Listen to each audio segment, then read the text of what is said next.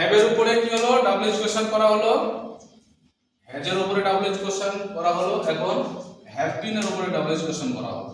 এটা হচ্ছে কত एग्जांपल নাম হচ্ছে কত 3। হ্যাভ বিন একটা কোশ্চেন করি, I have been reading for 2 hours. I have been reading for 2 hours.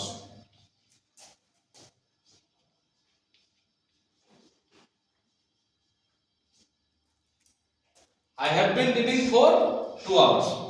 আমি 2 ঘন্টা ধরে পড়িতেছি। এই যে 4 আছে না, 4 আর since কোন টেন্সে বসে? প্রেজেন্ট পারফেক্ট কন্টিনিউয়াস টেন্সে 4 ও since বসে।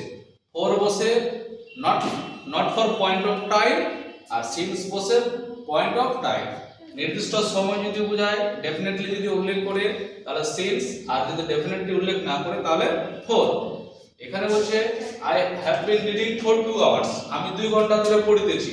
এটা কিন্তু কি হচ্ছে, ফরটা not point of time, এখানে নির্দিষ্ট সময়টা বলছে না যে কটা থেকে পড়া হচ্ছে। তাহলে এটাকে হাউ দিয়ে পড়তে হবে। WH question how. সময় যদি উল্লেখ করে কিনা তাহলে হাউ লং করতে হয়, সময় উল্লেখ করলে হাউ লং। তাহলে এর অ্যানসার কি করা যায়? How long. এটা টাইম উল্লেখ করছে, সময় উল্লেখ করছে বলে এখানে কি হবে, হাউ এর সঙ্গে লং যুক্ত করতে হবে। হাউ লং, আই আছে তো ইউ, হাউ লং ইউ। এবারে যে অক্সিলারি ভার্বটা এখানে দেওয়া আছে, অক্সিলারি ভার্ব, এটাকে করা হবে have. How long have you, you এর পরে কি বসে হ্যাভ। এবার কোশ্চেন যখন তৈরি করব তখন ইউ এর আগে থেকে অক্সিলারি ভার্ব বা হেল্পিং ভার্ব এখানে কি বসবে, হ্যাভ। তাহলে হাউ লং হ্যাভ ইউ, এবার এই যে বিনটা আছে না চলে আসবে সাবজেক্টের এদিকে। তাহলে গেল how long have you been. এবার মেন ভার্ব যেটা আছে রিডিং,